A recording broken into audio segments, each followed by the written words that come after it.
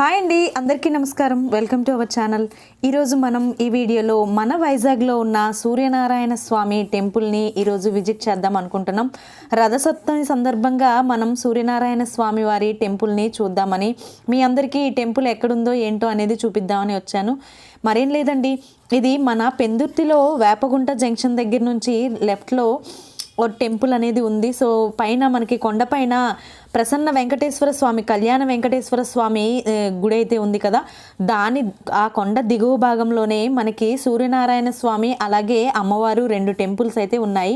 So ఈరోజు మనం ఈ బ్లాగ్లో మొత్తం ఈ మూడు టెంపుల్స్ని, అంటే కొండపైన ఉన్న వెంకటేశ్వర స్వామి టెంపుల్ని, అలాగే కొండ కిందనున్న అమ్మవారి టెంపుల్, దానితో పాటు సూర్యనారాయణ స్వామి వారి టెంపుల్ని కూడా ఈరోజు ఈ రథసప్తమి సందర్భంగా మీకు చూపిద్దాం అనుకుంటున్నాను.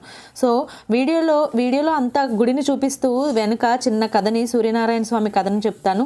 దాంతోపాటు స్టార్టింగ్లో మీకు అంటే లైవ్లో ఉన్న మంత్రాలని కొంతసేపు వినిపించి తర్వాత అయితే మీకు స్టోరీ, రథసప్తమి కథ అనేది చెప్తాను. ఇక వీడియోలోకి వెళ్ళిపోదాం.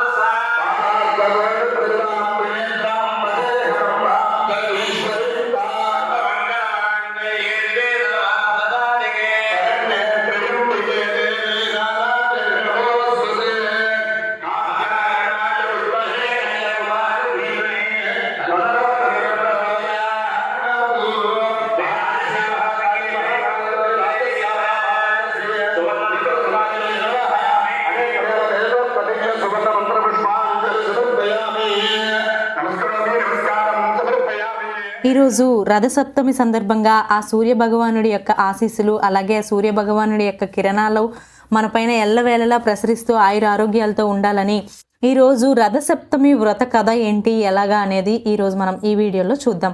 అయితే ఎప్పటిలాగే నాదొక చిన్న రిక్వెస్ట్, నా ఛానల్ని కొత్తగా చూస్తున్నట్టయితే తప్పకుండా సబ్స్క్రైబ్ చేసుకోండి. ఎందుకంటే మరిన్ని మంచి మంచి డివోషనల్ స్టోరీస్ కానీ, చిన్న చిన్న హాస్యాస్పదమైన స్టోరీస్ కానీ, అలాగే మంచి మంచి మారల్ స్టోరీస్ కానీ మన ఛానల్లో తప్పకుండా రోజుకొకటి వస్తూ ఉంటాయి. సో వీడియోని పూర్తిగా చివరి వరకు స్కిప్ చేయకుండా చూడండి. వీడియో నచ్చినట్టయితే లైక్ చేసి మీ ఫ్రెండ్స్ అండ్ ఫ్యామిలీ మెంబర్స్కి మరిన్ని మంచి విషయాలను షేర్ చేయండి. యధిష్ఠిరుడు కృష్ణుని ఇలా అడిగాడు, ఓ కృష్ణ, రథసప్తమి నాడు చేయవలసిన విధి విధానమును అనుసరించి భూలోకమున మనుష్యుడు చక్రవర్తి కాగలడని నీవు చెప్పి ఉంటివి, అట్లు ఎవరికైనానూ ప్రాప్తించినదా అనగా కృష్ణుడు ఇలా జవాబు చెప్పాడు.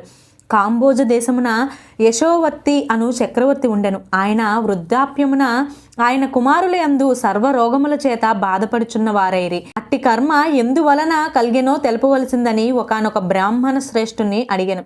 అట్లా అడిగిన రాజుతో, ఓ రాజా, వీరిరువురు పూర్వజన్మలో వైశ్య కులమునందు జన్మించిన మిక్కిలి లోబిలయుండిరి. అందుచేత వీరిట్టి రోగములకు గురి కావలసిన వారైరి. వారి రోగ నివారణకు రథసప్తమి రోజున జరుగు కార్యక్రమమును చూడవలను. ఆ విధముగా ఆ వ్రతము చూసినంత మాత్రమున దాని మహత్యము చే వారు పాపములు పోవును. కావున వ్యాధితో బాధపడు వారి కొని వచ్చి ఆ వ్రత వైభవమును వారికి చూపవలను అని బ్రాహ్మణుడు చెప్పగా, రాజు, అయ్యా, ఆ వ్రతం ఎట్లు చేయవలనో దాని విధి విధానమును తెలుపుడు అని ప్రార్థించను. అందులకు ఆ బ్రాహ్మణుడు, ఓ రాజా, ఏ వ్రతము చూసినంత మాత్రమున జడత్వము నశించిపోవనో ఆ రథసప్తమి అని పేరు గల వ్రతము సర్వులు ఆచరించదగినది. ఆ వ్రత ప్రభావము వలన సకల పాపములు హరించి చక్రవర్తిత్వము కలుగును. ఆ వ్రత విధానమును తెలుపుచున్నాను, శ్రద్ధగా వినుము. మాఘమాసమందలి శుక్లపక్షమున వచ్చు షష్ఠీ తిథి దినమున గృహంతు ఈ వ్రతం ఆచరించవచ్చునని తలంపవలను. పవిత్ర జలము గల నదులలో గాని, చెరువునందు గాని, నూతి అందు గాని తెల్లని నువ్వులతో విధి విధానముగా స్నానం ఆచరించవలను. ఇలవేలుపుకు కులదేవతలకు ఇష్టదేవతలకు మొక్కి పూజించి అటు పిమ్మట సూర్య దేవాలయమునకు పోయి ఆయనకు నమస్కరించి పుష్పములు ధూపములు దీపమును అక్షింతలతో శుభప్రాప్తి కొరకు పూజించవలను. పిదప స్వగృహమునకు వచ్చి పంచయజ్ఞము గావించి అతిథులతో సేవకులతో బాలకులతో భక్ష్య భోజ్యములు ఆరగించవలను. ఆ దినమున తైలము శరీరమునకు పూసుకొని స్నానం చేయరాదు. ఆ రాత్రి వేద పారగులకు విప్రులను పిలిచి సూర్య భగవానుని విగ్రహానికి నియమం ప్రకారం పూజించి సప్తమి తిథి రోజున నిరాహారుడై భోగములను విసర్జించవలను. భోజనాలకు పూర్వము ఓ జగన్నాథుడా, నేను చేయబో ఈ రథసప్తమి వ్రతమును నిర్విఘ్నముగా పరిసమాప్తి చేయవలసిందిగా వేడుచున్నాను అని ఉచ్చరించవలను. తన చేతిలో గల జలమును నీటిలో విడవవలను. అట్లు నీటిని విడిచిపెట్టి బ్రాహ్మణులు నేలపైన రాతి శయనించి జితేంద్రుడై ఉండి ఉదయమున లేచి నిత్యకృత్యములు ఆచరించి శుచియే ఉండవలను. ఒక దివ్యమైన సూర్యోదయాన్ని దివ్యమాలికలతోనూ చిరుగంటలతోనూ సర్వ ఉపచారాలతోనూ తయారు చేసిన సర్వాంగములను రత్నమణులతోనూ అలంకరించవలను. బంగారంతోనూ వెండితోనూ గుర్రాలను రథసారథిని రథమును తయారు చేసి మధ్యాహ్న వేళ స్నానాధికములుచు వదరబోతులను పాషాండులను దుష్టులను విడిచిపెట్టి ప్రాజ్ఞులు సౌర సూక్త పారాయణ చేయుచుండగా నిజగృహమునకు చేరవలను. పిమ్మట తన నిత్య కృత్యములను పూర్తి చేసుకొని స్వస్తి బ్రాహ్మణ వాచకములతో వస్త్రమండప మధ్య భాగమున రథమును స్థాపించవలను. కుంకుమతోనూ సుగంధ ద్రవ్యములతోనూ పుష్పములతోనూ పూజించి రథమును పుష్పములతో దీపములతోనూ అలంకరించవలను. అగరు ధూపములుంచవలను. రథమధ్యమునున్న సూర్యుని సర్వసంపూర్ణంగా అర్చన చేయవలను. ధనలోభము చేయరాదు. లోబి అయి ధనమును ఖర్చు చేయుటకు మనస్సు అంగీకరించనిచో వ్రతము వైఫల్యమును.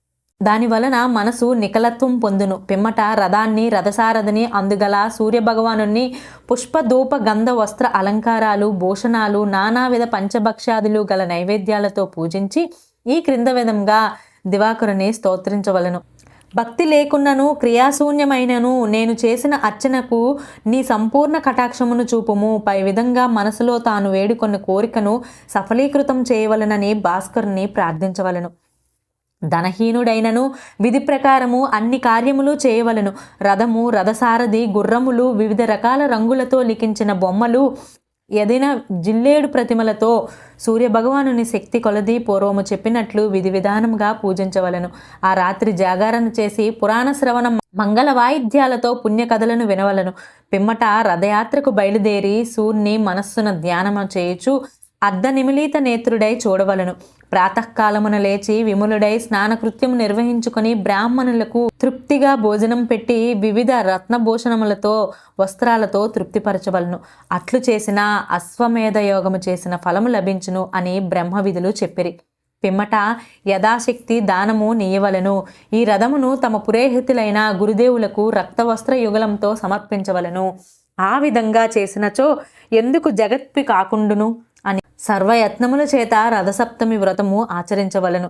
దానివలన భాస్కరానుగ్రహం కలిగి మహాతేజులు బల పరాక్రమవంతులు అయి విపుల భోగములు అనుభవించి రాజ్యమును నిష్కంఠంగా చేసుకుందురు. ఈ రథసప్తమి వ్రతమును చేసినచో పుత్ర పౌత్రాదులను పడిసి చివరిగా సూర్యలోకమును చేరును. అక్కడ ఒక కల్పకాలము చక్రవర్తి పదవిని అనుభవించును అని కృష్ణుడు చెప్పుచున్నాడు.